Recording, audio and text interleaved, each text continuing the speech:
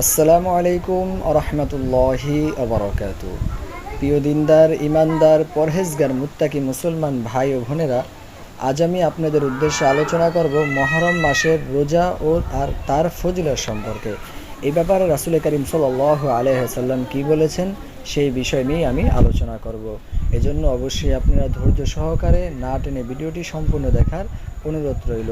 প্রিয় দর্শক, আমার চ্যানেলের নিয়মিত আমলি ভিডিও পেতে একটি সাবস্ক্রাইব করে রাখবেন এবং ভালোবেসে লাইক কমেন্ট শেয়ার করে দিবেন। প্রিয় দর্শক, আসুন কথা না বাড়িয়ে এখন আমরা রাসূল করিম সাল্লাল্লাহু আলাইহি ওয়াসাল্লাম মহরম মাস সম্পর্কে কী বলেছেন সেটি জেনে নেই। নবী করিম সাল্লাল্লাহু আলাইহি ওয়াসাল্লাম মহরম মাসের রোজা কখনোই ছাড়তেন না।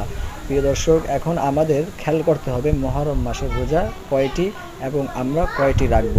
প্রিয় দর্শক, মহরম মাসের 10 তারিখে রোজা রাখার বিধান এটি আছে এবং কি এই দিনে ইহুদিরাও রোজা রাখেন।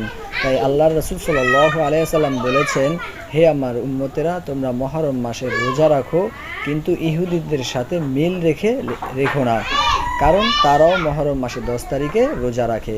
এজন্য আমাদের করণীয় কি? রাসূল সাল্লাল্লাহু আলাইহি ওয়াসাল্লাম বলেছেন, হয় তোমরা আগে একটি এবং মহরম মাসের 10 তারিখে একটি, মোট 2টি রোজা রাখো, বা মহরম মাসের 10 তারিখে একটি, 11 তারিখে একটি, এইভাবে তোমরা 2টি রোজা রাখো, কারণ যেন ইহুদিদের সাথে আমাদের ইবাদত, আমাদের রোজা যেন না মিলে যায়।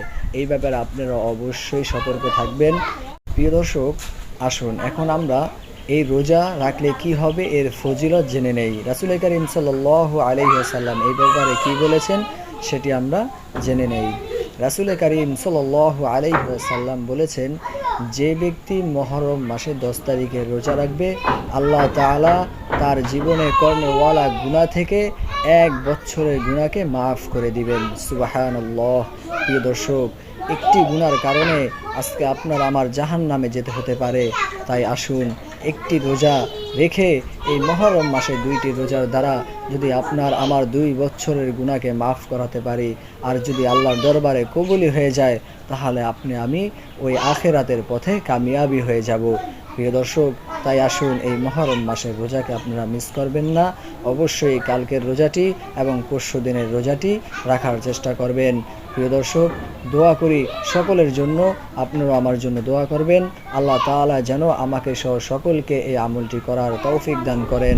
আসসালামু আলাইকুম ওয়া রাহমাতুল্লাহি ওয়া বারাকাতুহু।